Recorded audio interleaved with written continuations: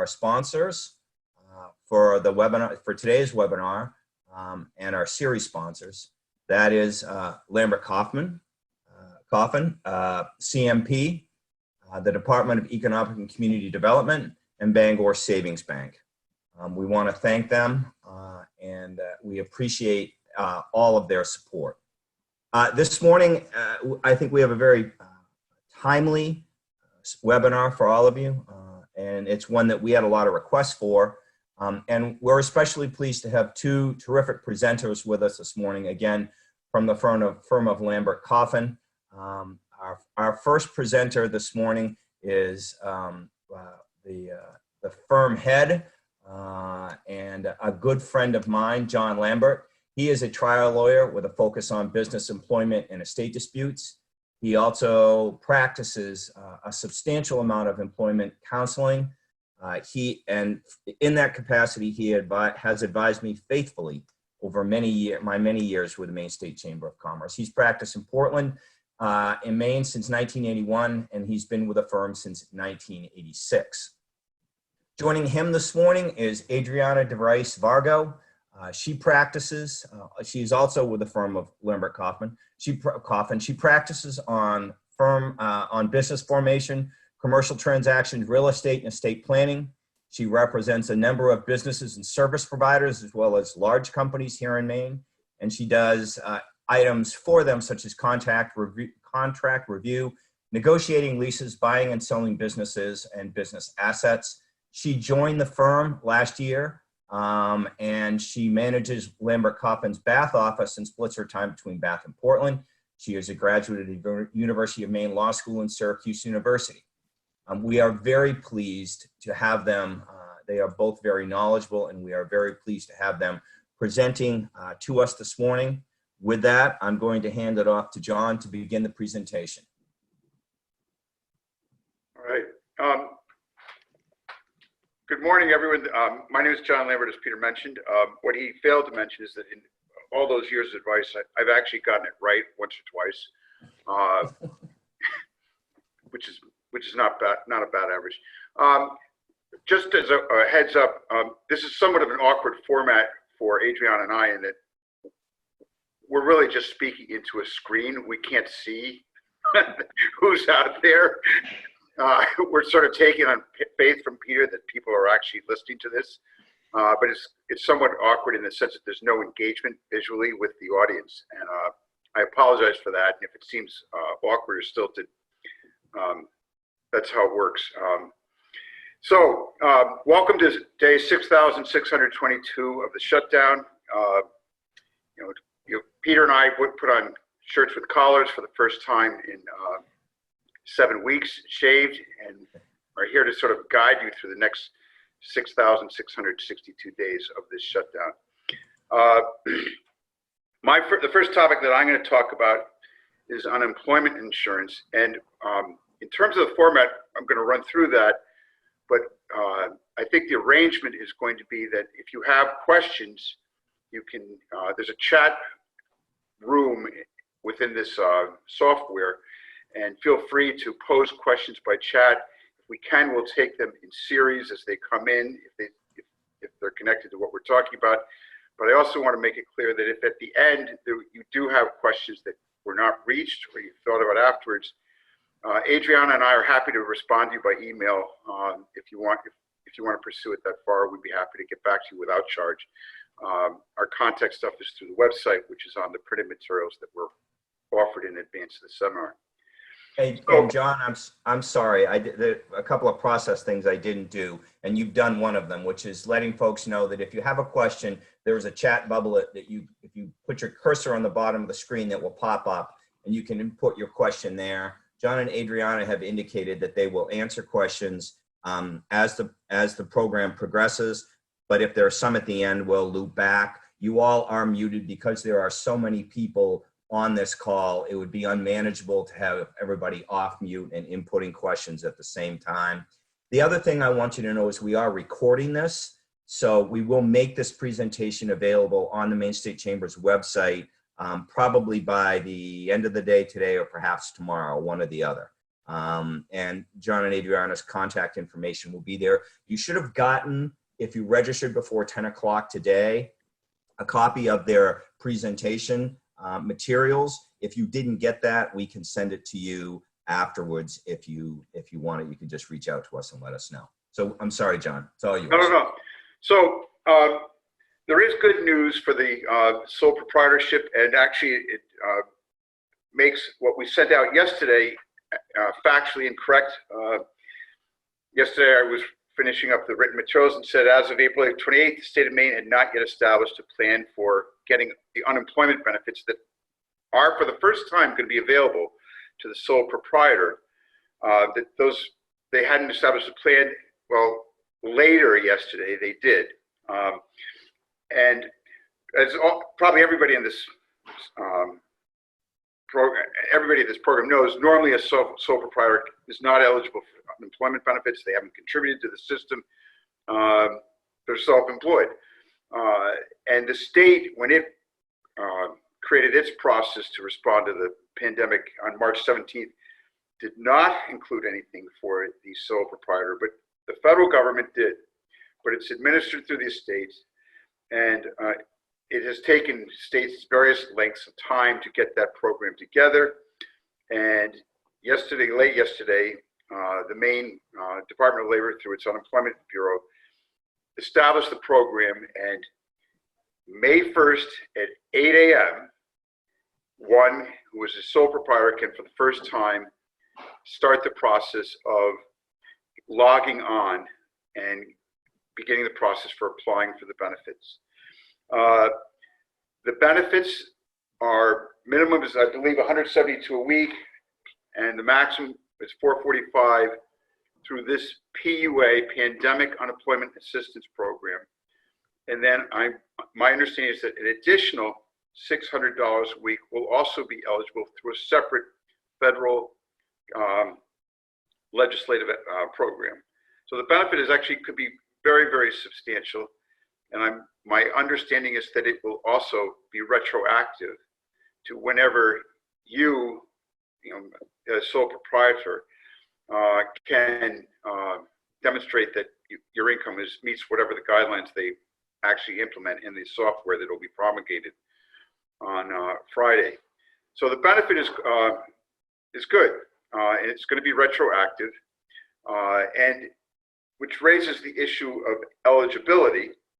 And I have put in the materials what eligibility, who is eligible under the federal program.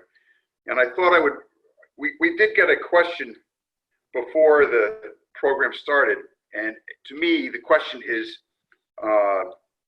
raises an interesting issue that I think highlights the problem that may be ahead.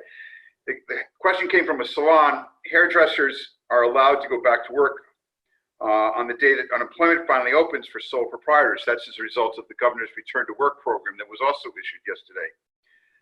Does this allowing of the business sector to open disqualify us for unemployment moving forward?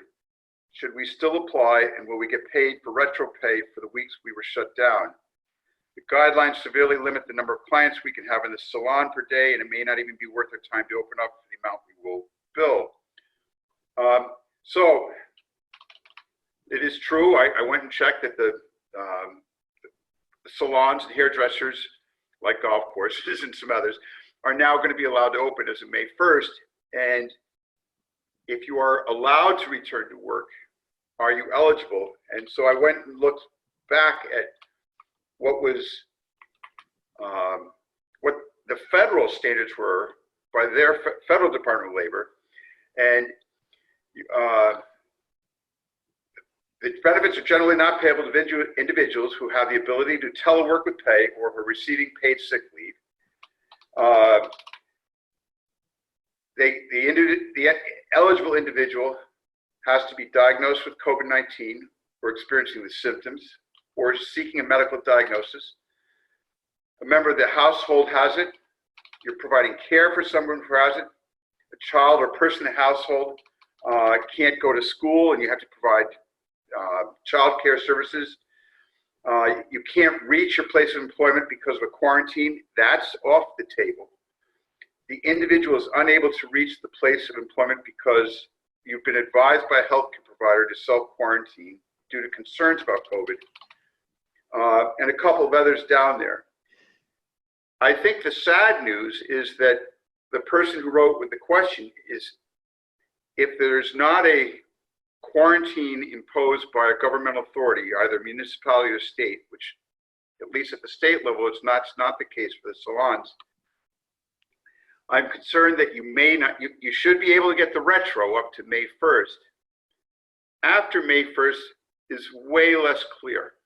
And I think if I were in that situation and you had doubts about whether or not you wanted to do it or you could do it, I'd see if I couldn't get a note from my primary care physician recommending that I not do it, and see and have that in hand or en route to you as you begin the application process, so that you could see if you can fit into the bucket of you've been advised by your healthcare provider to self-quarantine due to concerns. But my concern is that absent having that, if you're not in one of the bullets that's on sort of page 2 of my outline, I'm concerned that after May 1st, if you are in an unrestricted business at the state level, you may not be able to get the unemployment benefit. And actually, in the instance of the salon, not to dwell on it too much, but it strikes me as getting to the heart of the issue. The second question is, also, we have to be in our clients' faces to cut some hairstyles. Is it really safe for the state to ask us to go back to work now and disqualify us from unemployment after May 1st? That gets right to the nub of it in my mind. Is that how does one cut hair safely? And even if the state thinks you can, do you personally think you can? I don't know how. Many of the masks are tied behind the head as opposed to around the ears. The person doing the hairdressing would have to have a mask. Does the customer not have a mask? Is that safe? Do you want to work under those circumstances? And those are questions that I think, in order to preserve your eligibility for unemployment, I would suggest that maybe getting something in writing from your doctor backing you up your decision that while legally you might be able to resume work, you're not comfortable with it and you've got medical support for making that decision. So I have to apologize that the chat questions are flying in more than one a minute, and I'm not going to be answer to all of them all, but basically, if you applied for unemployment 3 weeks ago and didn't get accepted, my understanding is that you should reapply on Friday. You probably already have your own account. You just update it. May 1st is when prior applications that weren't appropriate for the self-employed now become self-employed. With the PUA, what is reportable net income? They've asked you to look at your gross earnings for either 2018 or 2019. If you did not complete your 2019 taxes because of the extension, have your 2018 taxes ready. There's another question. If you're a seasonal business but still have costs from your clothes, can we apply? Yes. Let me be absolutely clear. There's no harm in applying. So if you have any basis at all, apply. There's no harm in applying. You might as well. Take the half hour to get it into the pipeline. The worst that happens is they say no, or you learn what more information you need to get from a no to getting the benefit. So those are my thoughts on unemployment. May 1st, 8 o'clock. My guess is that they will be deluged at 8 o'clock. I think it's just going to, persistence is going to be the only way you're going to get to it. My own sense is that this is largely federally funded. I think the state's going to be, careful about the process and the applications, but tie goes to the applicant. Is my expectation, and that the goal is to get cash to people who are staying home to keep them safe. So have at it, and good luck with that process. The second subject that I wanted to touch on was health insurance.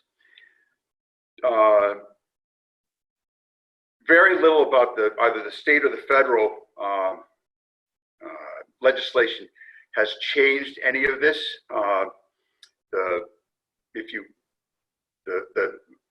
You can always go buy a policy if you want to go through the Affordable Care Act health exchanges. That window was not, for applying, it was not expanded. There are a couple of narrow windows that allow you to go back in if you want to get health care through the exchange.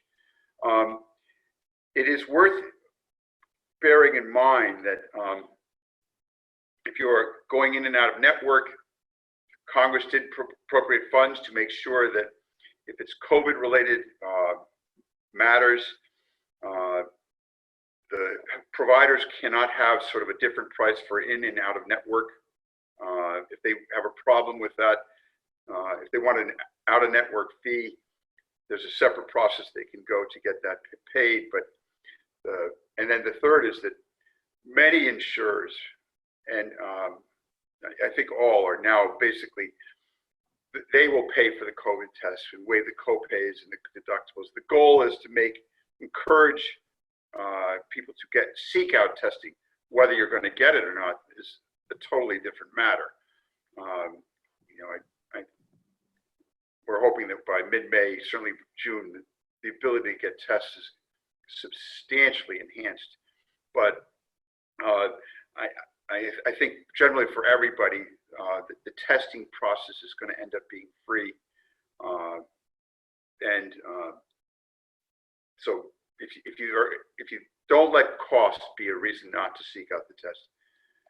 And finally, I guess, I would just note, it's kind of an interesting phenomenon in the whole COVID-19, and this probably is becoming more true. All of us are learning to function way more through video and less reliant on phone, certainly way less reliant on in-person meetings. And that is really, really true in the world of medicine. We represent a number of physicians groups. The layoffs have been at shocking levels because no one's going in. But the physicians are responding with telemedicine and are actually quite receptive to having their office conferences be by telemedicine. And a 5-minute video can accomplish a lot very quickly. Keep in mind the price with that. Don't be shy about asking about it, because that should be a far cheaper visit. That they're going to charge for the telemedicine visits, but the normal coding process shouldn't be applicable. There should be no facility fee for a lot of those if there was going to be otherwise.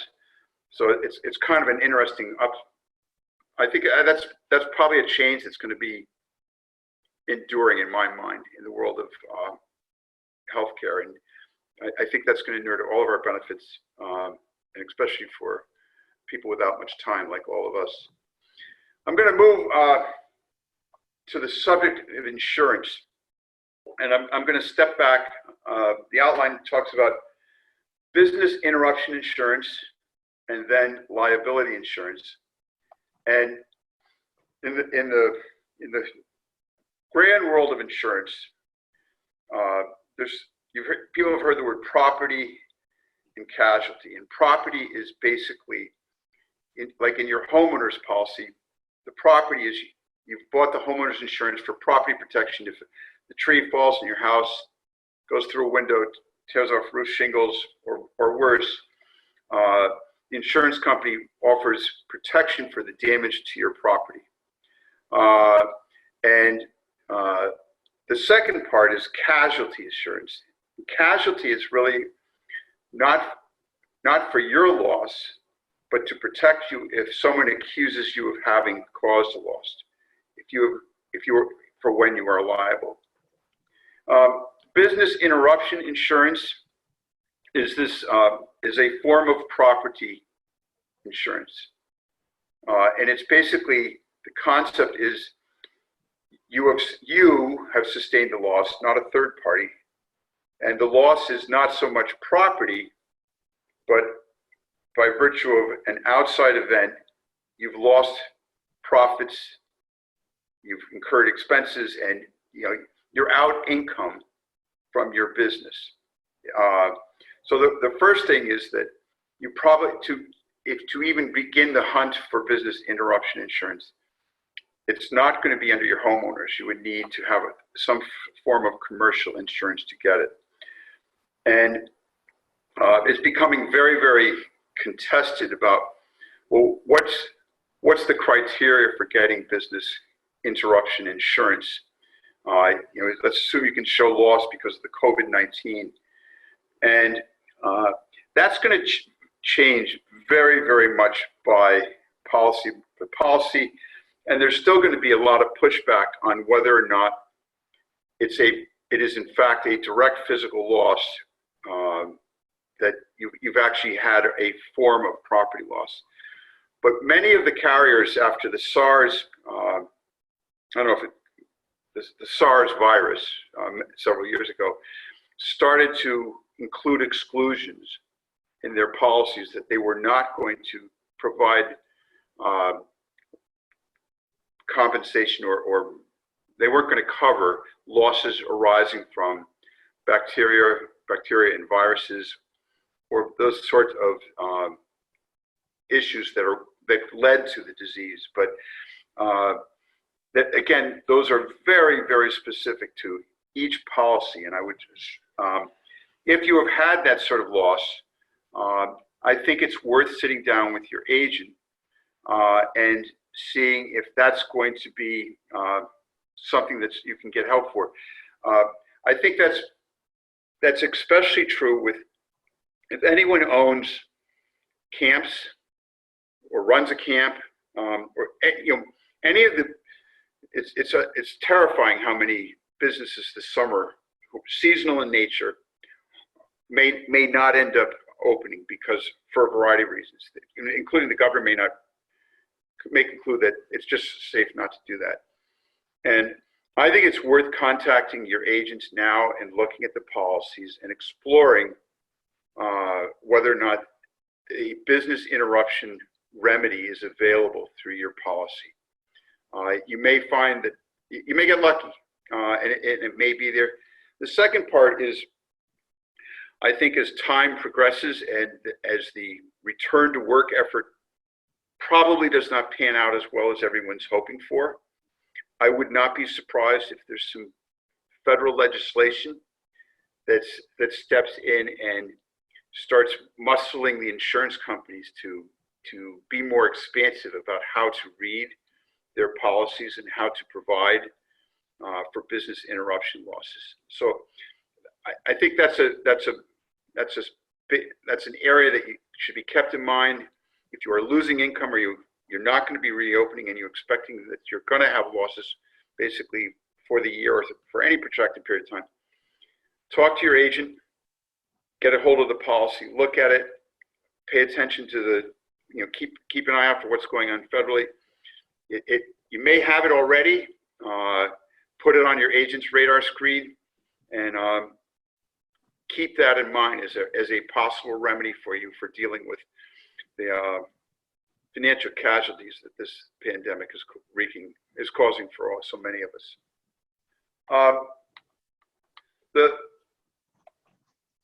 The second part of property is casualty, or also called liability insurance. A brief word on workers' compensation. This is a seminar for sole proprietors, so I'm assuming nobody has employees. But I can't tell you how many people over the years have thought they don't have employees, only to learn later that actually they may. And these elaborate independent contractors, usually people set up independent contractor relationships. They do the 1099. They don't do the payroll taxes. They've used a printed form. They found on the internet. People have signed, and comp. Even if you think you may not have those relationships should be double checked to make sure that they're not an employee. And if you are a sole proprietor who does have employees, make sure you have the workers' compensation. The workers' compensation board, and I think that industry is expecting to see an amazing number of claims coming in that arena. I think that it's going to be the first impulse for many lawyers and for many claimants is to be that I got it at work. And if they did contract it at work, it's probably covered.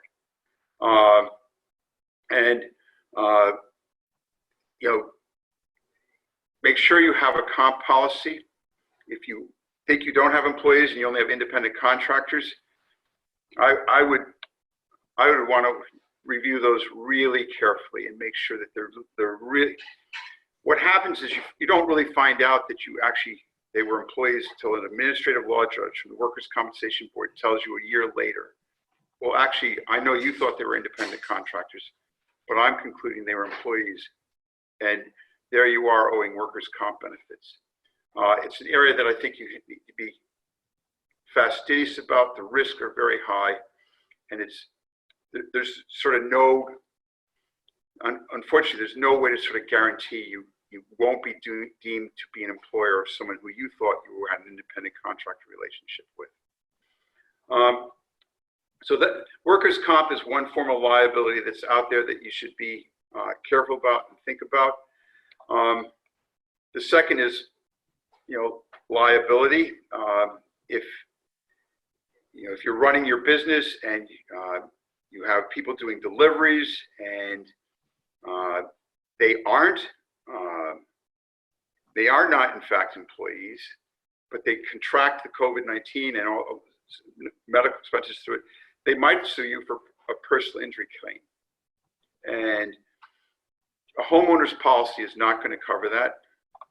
A comprehensive general liability, a commercial policy might. And I say might again because the insurance industry is going to again try to resist and fight having any responsibility for paying for claims, not just for property claims, but for liability claims arising from the bacteria and the viruses. As an industry, they've been trying to sort of protect themselves from these pandemic expenses, shifting the expenses onto the government to pick it up, which government has done in large part, but not extensively, not entirely, and certainly has not created an immunity for lawsuits.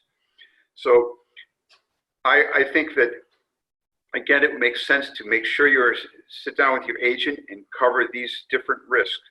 Are you satisfied there's no risk with workers' comp liability? And if you think what you're doing through your business creates a prospect of exposing other people to the COVID-19, are you protected in the event someone says, wait, I think I got it from doing my activity through you or your work or your business, and having the insurance in place to cover that potential risk. I think there's going to be, actually, one of the major plaintiffs' law firms in the state was, before the end of March, had sent out letters to the law firms that it cultivates its contacts for us, looking for these cases. There are going to be a lot of them. Don't ignore the risk. Organize your insurance programs to make sure they're comprehensive and will meet this, hopefully meet the issues that I've identified here. And I think with that, we're 11:35. Adriana, I'm going to turn it over to you. I apologize. There's a gazillion questions that have shown up in the chat room. I touched on some, and we will try to get to them after either at the end of the seminar or in follow-up. Yeah, and if folks want to hang on a little longer past 11 to just do a couple of the questions, if we go that far, they can, if you guys are willing, we can do that too. Okay. Okay. Hi, everyone. I'm Adriana. I'm here to cover some non-insurance topics. There's a lot of questions about the PPP loan. That is my what my second topic on here. So when I get into that topic, I'm going to go through it quickly because some of it might answer some of the questions. And then I will do my best to filter through some of the questions that have already come in regarding the PPP loan. A lot of the questions are how the PPP loan works with unemployment insurance. So between Joan and I, we'll do our best to get those answered. So I'm going to start with just a brief summary of how small businesses, sole proprietors, can increase their use of internet and digital options to try to run your business efficiently. A lot of you might not be used to these options. Zoom is a whole new life for a lot of people, which we're on right now.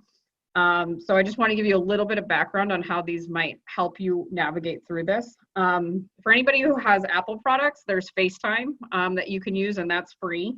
Zoom does have a free option for under 40 minutes and for, or I think it cuts you off at 40 minutes with the free option if you have more than 2 people on the call. The quality is not as great, so if you need to have larger meetings, you might need to purchase one of the options, but Zoom has 4 different price points and they're pretty affordable. There's also conference call lines if you don't want to do the FaceTime situation, and free conference call is a good one and there's no charge for that. These might be beneficial to use to have some FaceTime with your customers. Through all this, we've noticed that FaceTime makes a big difference in maintaining customer relationships or relationships with vendors, people you work with regularly.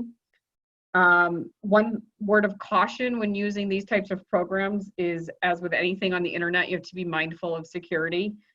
Zoom specifically has been known to be hacked, so you want to make sure you're using the password protection that's offered through the Zoom platform. This might be a good time for anybody who does a lot of paper record keeping to consider switching over to digital. One of the benefits of digital records is that you can access it from anywhere. So if you're going back and forth between a house, office, job sites, etc., you'll have your records with you no matter where you are if you have some sort of cloud platform to store them on. It also, again, you'd want to make sure you're using all proper security protocols for digital storage of information, especially if you have any confidential information of customers. But if proper security measures are taken, digital records tend to be more secure than paper records because nobody else will have access to them, or they won't be accidentally left laying around or anything. Just be mindful if you're using email a lot more now to maybe generate invoices and things like that, that you should not be sending emails with social security numbers or credit card information. You don't want to open yourself up to some sort of claim that you released somebody's personal information, and you want to look into a secure email platform to send that, or just handling that information over the phone. So as far as the stimulus package, this is where most of the questions I've seen are coming in. As everyone probably heard, a second wave of funds was approved last week. This added $310 billion additional funds to the first round. Most important message we can get out to you about the stimulus package loans is that they have an end point. If you are interested and think you qualify and think the loan would be beneficial to you, you should apply as soon as possible. Applications for self-employed individuals and independent contractors opened up on April 10th. These funds have been, the first round was blown through, as everybody's heard on the news. The second round probably will be too. The best way to apply quickly is to go to your local bank. So to be clear, for the PPP loan, you have to apply through a bank, not the SBA directly. It has to be an SBA approved lender. Most are approved by the SBA. And we have heard that smaller banks are having a faster turnaround. Also, smaller banks offer you the advantage of being able to speak to somebody a lot easier, especially when you have questions about the calculations or filling out the application. So if you have a relationship with a local bank, you should start with them and see if they can help you navigate through the process. I'll take one of the questions I saw is, if you're a single member LLC, are you considered a sole proprietor? Technically you are not. But that doesn't mean that the loan package applications will look at it that way. I would ask your bank, but as far as I can tell, any form of entity is supposed to apply through the non-self-employed application. Because technically the difference between a sole proprietor and a single member LLC is a single member LLC is a separate and distinct entity from the individual, whereas a sole proprietor runs the business as an individual, maybe with a DBA name, but you're technically not a separate entity. So from what I understand, single member LLCs are supposed to apply through the normal process, and sole proprietors, general contractors are supposed to apply through the self-employed platform. Your banker might have more guidance for you on that because they've already been through this with everybody on the ground. So your bankers are able to answer those types of questions pretty easily because they know exactly what the SBA is looking for in those circumstances. So just a little background about the loans. Most people probably know this because there's been so much literature out there, but just in case you don't, you do not have to pledge any collateral for security for your loan. So these are unsecured loans, nor do you have to offer a personal guarantee, which is unheard of but in these times, the SBA is making all these exceptions. Loan origination fees are waived, so they're essentially free to apply for the loan. The loan amount is 2.5 times the average monthly 1099 income or net self-employment income. You calculate the average based over either the last 12 months or the 2019 calendar year. Your lender will be able to give you further guidance. We've heard that depending on the bank, they're using one or the other. But when you go in for the application, we usually recommend you have both calculations prepared to not hold up the application process. So past 12 months coming into March 1st when this all started, or 2019 calendar year. The best part of this program is the loan proceeds may be forgiven in full if you use the funds on qualified expenses. So essentially this is free money if it's used in the right way. You do have to make you do have to claim when you file for the application, you have to make a representation that you have been affected by the pandemic. I think most people out there have been affected. But you want to make sure that if you are fortunate to be one of those companies that business is booming because of the pandemic, you probably wouldn't want to apply for the loan because you wouldn't want to get yourself in trouble down the line that you falsely made that representation. So the qualified expenses, you must spend at least 75% on payroll. So for self-employed individuals, 1099 or self-employment income, that is capped at $100,000 a year per person.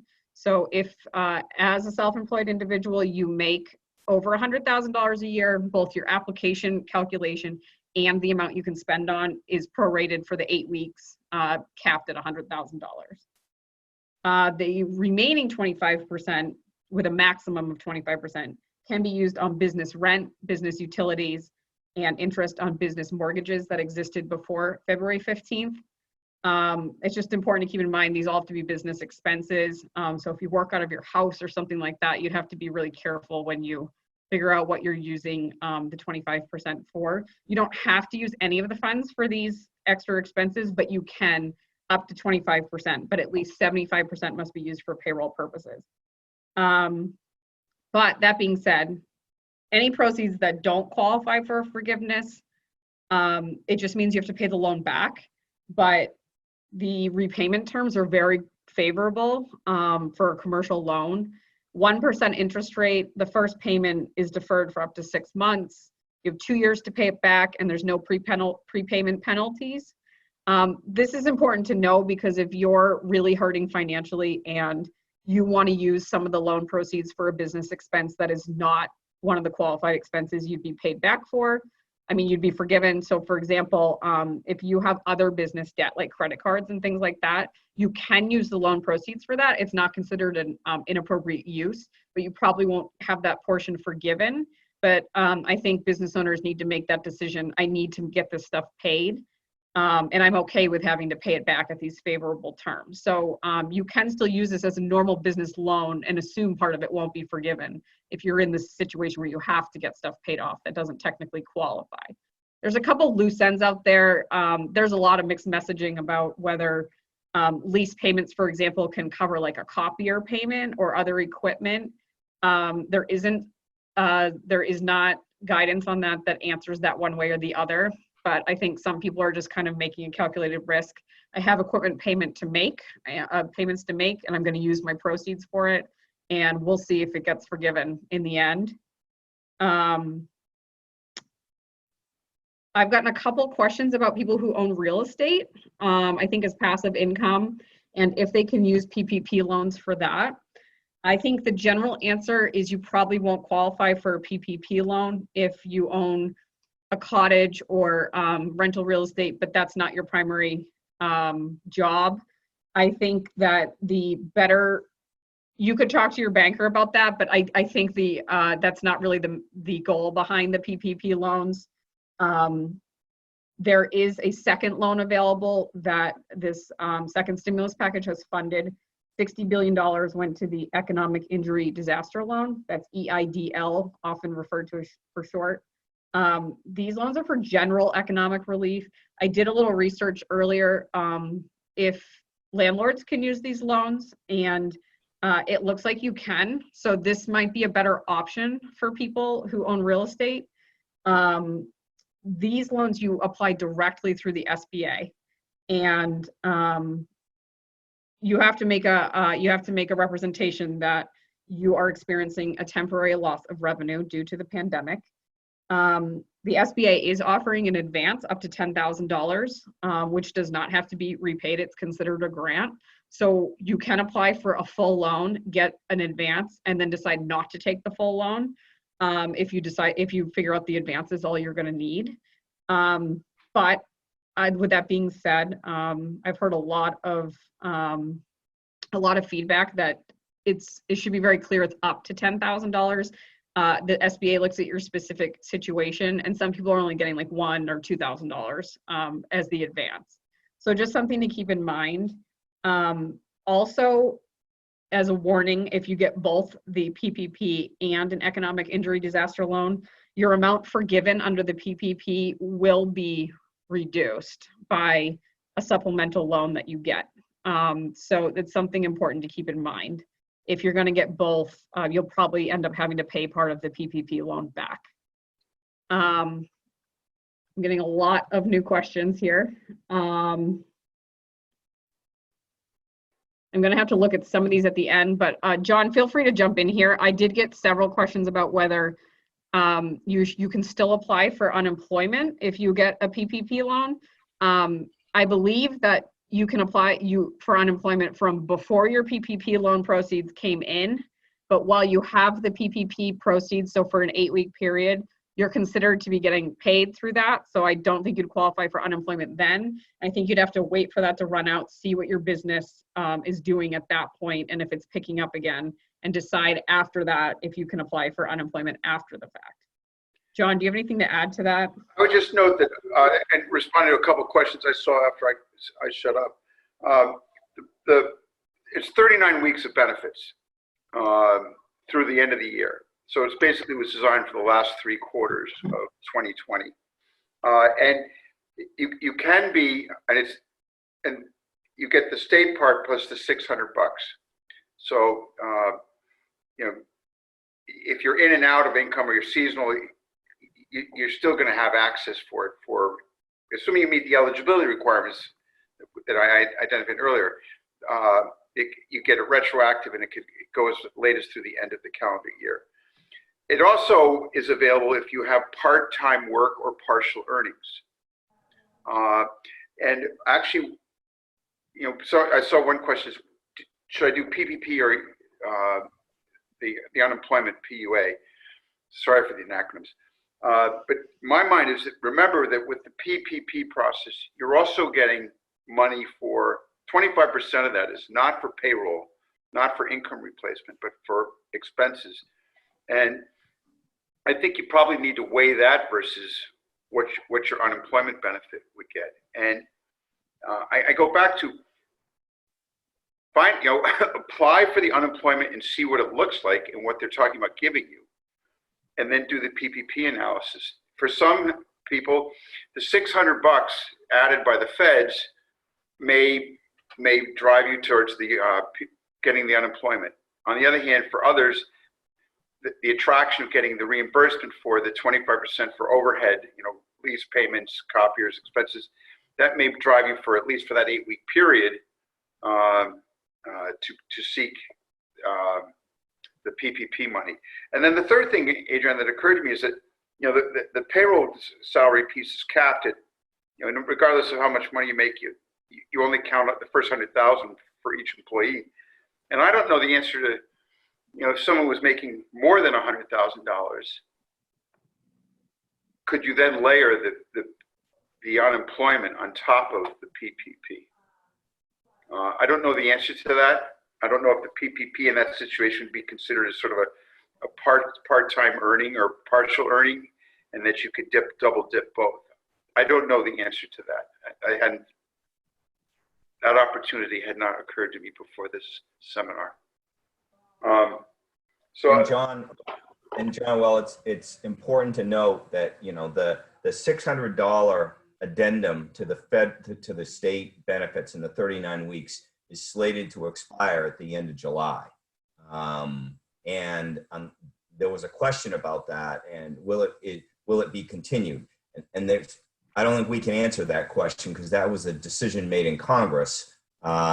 If there's stimulus 4.0, I suppose it's possible, but the state won't continue it. Well, all right. I will follow up with an email, but my reading yesterday was that it's up to 39 weeks for the $600 through the feds. I thought it expired at the end of July. Well, check on that. Why don't we find that out? We will take responsibility for clarifying that.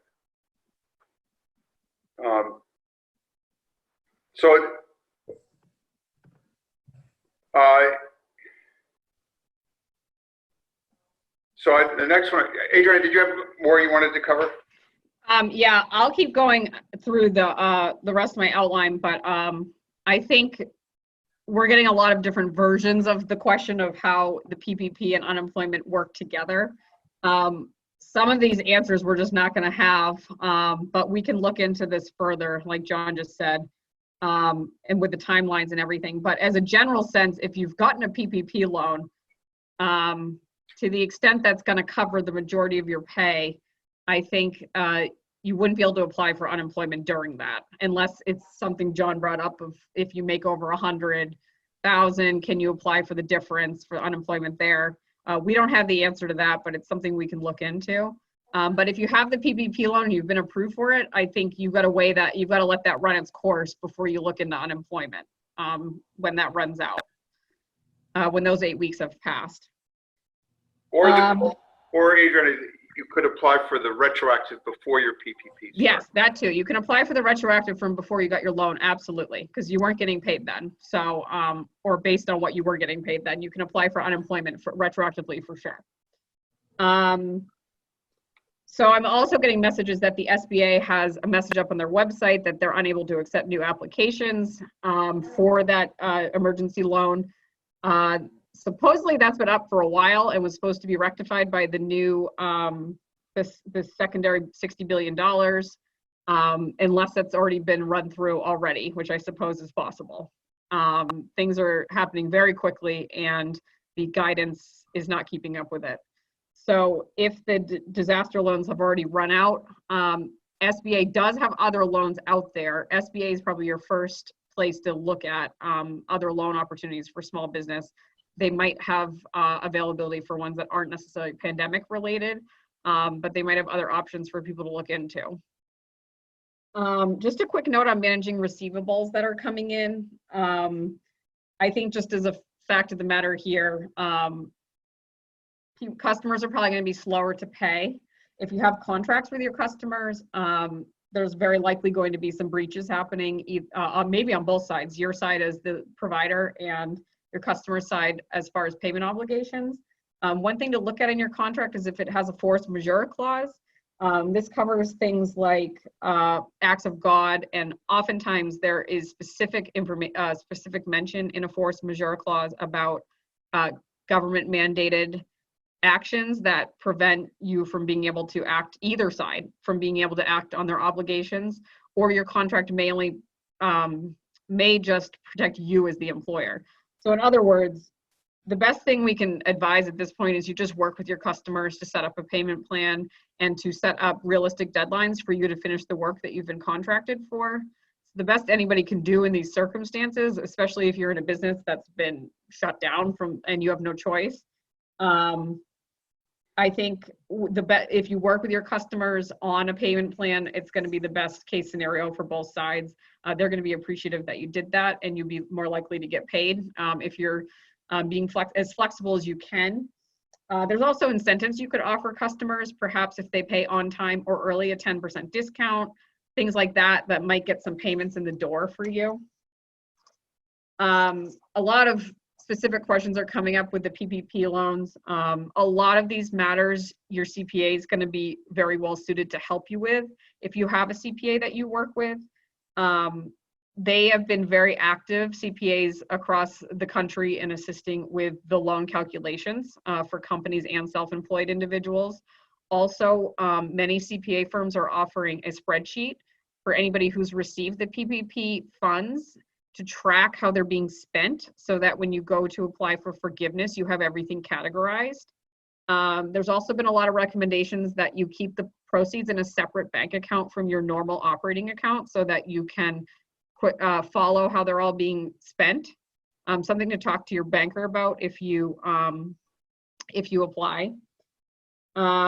Also, for those of you who pay state sales tax that have to remit that, Maine Revenue Services has put on their website that the deadline for filing with Maine Revenue Services for sales, use, and service provider taxes has actually not been changed. So you're still expected to file on your normal schedule that you remit. You may file for an extension, but as usual with tax payments, you're still expected to make your estimated payment at the time, but you can file an extension for the paperwork. The one thing you might want to check with your CPA on is to determine if you are remitting if you're expected to remit a sales tax return if you have no sales tax to report. So if you are shut down completely and just have nothing to report, you may still be expected to file something. You'll just be reporting zero. So you might want to check with your CPA, or you could call Maine Revenue to ask them about that. I'm sure everybody's heard by now, income tax extensions for anybody whose deadline was April 15th has been extended to July 15th. However, we've heard from CPAs, we work closely with a lot of them in our course of business, that if your 2019 tax information is ready, you should go ahead and file that now, turn it over to your CPA, and don't wait for the deadline.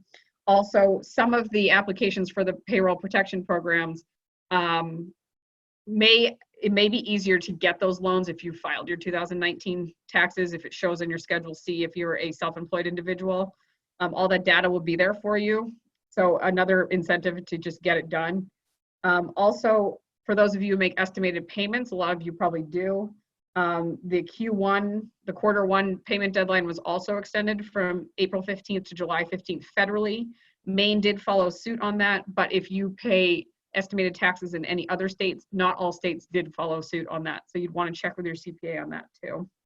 We're out of time, but just a quick note on estate planning and business succession planning. We've had tons and tons of requests to update wills, both for people who own businesses and those who don't. This is unfortunately a time when people start thinking about their health and their future. Really, really important to have these documents in place, regardless of your business situation. For sole proprietors, especially if you have no partners or anything, there's likely no plan for your business if something happens to you. So you just want to make sure you have things in place to help if you were to become sick or incapacitated, or if you were to die, have all of this lined up so people can help manage this for you. So just something to think about during all this time is just the future of your business, and is that secure?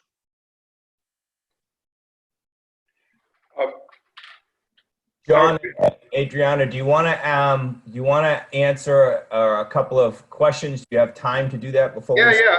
I had a couple that I just saw. First of all, someone asked if you are taking Social Security retirement early,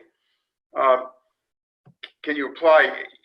If you have lost earnings or income that you received through labor or work or service, you can apply for unemployment benefits. If you are just getting retirement money, if retirement is your only income, no, you can't. The unemployment is intended to replace lost income from earnings. So that, and then we've heard from the musicians who my guesses are going to be severely impacted over the summer as the tourism tapers off, and God knows when we're all going to go to restaurants again. I would apply for unemployment. I think that's, it's opening May 1st. That's usually when the season starts, or at least May-ish. Apply. And if your musical business is evolved enough that you have an office and that sort of stuff, it might make sense to try a PPP loan. But that for the 8 weeks, I would investigate that. But certainly, I think you should be eligible for unemployment benefits. I saw another question that if you already got a PPP loan, can you apply for a second if the funds have run out? I believe the answer to that is no. I think it's a one-time only. So I think that you're out of luck if you've applied once, and if you didn't take the maximum you could have, I don't think you can go back and apply again. I think it was a one-time application and that's it. There are a couple of interesting questions. One is, I received a PPP, but more from the amount requested in the 2483 form. The bank does not know why this happened. The amount is so much that I will not qualify for 75% forgiveness because of limitations. Any recommendations on how to handle this? The bank says don't spend it, and we'll talk about it when you complete forgiveness. Does that make sense, or should I consider something else? That's a little strange. It sounds like maybe some miscalculation happened somewhere on the SBA side. But we are telling people, if you don't, even without this situation where you didn't get too much by mistake, if you don't spend it all, to just hold it in that separate account and pay it back. We think there's going to be an opportunity to pay it back right when you apply for forgiveness. You won't have to go through the whole entering into a repayment program. You can simply just pay back the portion you didn't use. Or if you decide you need it, you can use it for qualified business expenses and pay it back. I think if they gave you too much, that's on them. I don't think you could be held liable for that, but it sounds like it was just a mistake somewhere along the line. The safest thing to do is probably to just hold the extra and return it when you have an opportunity to do that. I have one that I think a lot of individual employers or businesses have. If we do FaceTime, etc., are we considered open even though our storefront is closed? The order from the governor explicitly prohibits any customer-facing companies to be open. So I think if you are doing, I don't know, John, feel free to jump in here. If you're fulfilling orders and things like that without any public interaction, I think you're still considered okay. The whole point of the closure is to cut down on face-to-face, contact. John, what do you think about that? I think that's actually, I think that's entirely consistent with what is trying to be achieved here. That it's social distancing, it's safe, yet there's still enterprise going on. I think that's an absolutely acceptable under. Yeah, I don't think the government's trying to shut down your business if you can operate safely. They're trying to make sure people aren't pushing the limits and having face-to-face contact with customers when they shouldn't be. One of the last questions that came in is, where's the PUA application found?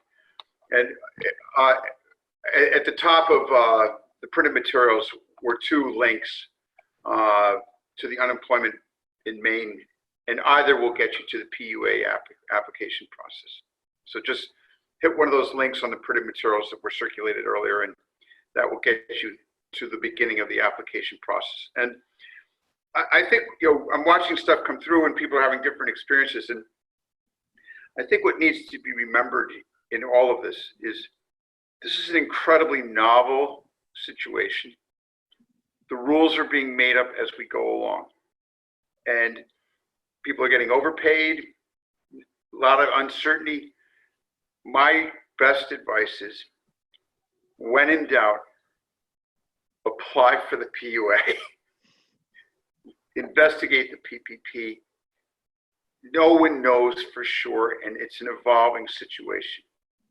And if you think you're losing money, if your business isn't where it was, the intent was to get money to people, to preserve the economy. So don't hesitate to look into these opportunities, and you may well be eligible. And I think, as I said earlier, tie goes to the runner. I mean, the goal is to get the money out there to be used and spent and circulated and keep the economy going. So if you have any doubts, look into it and apply. So John, let me just say that if people look in the chat bar, you'll see that I just put up a web link for a Zoom meeting. That meeting is actually being held by the Maine Department of Labor to provide people with information on how to apply for the PUA. We just got this from the Department of Labor last evening, and we're sending it out to our members now. But if you copy and paste that into your calendar, it's this evening, I believe, I'll go back and look. It's actually this afternoon, I'm sorry, from 2 to 2:45. So it's today from 2 to 2:45. And you can join that and I think get some information about applying for the PUA. The other thing I also put up, and I emailed my contacts at the Department of Labor, the $600 additional benefit provided by the CARES Act ends the week of July 25th. Unless the feds take affirmative action to extend it with additional monies, then that $600 benefit will come to an end that week, just FYI.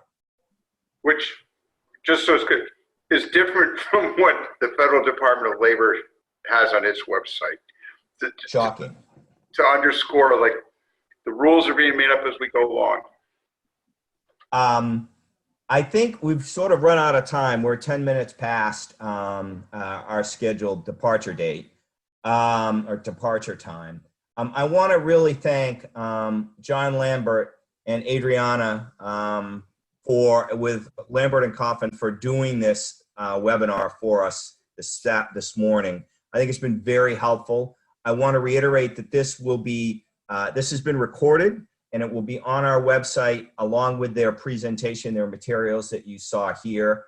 I want to thank our sponsors, the Maine Department of Economic and Community Development, Lambert Coffin, CMP, and Bangor Savings Bank for supporting these webinars. And I want to thank you all for joining us. And I wish you all a good day, and please be safe. And join us again on our future webinars. Look back, we have other things coming along. So thank you all very much. Thank you, Peter. Thank you. Bye-bye.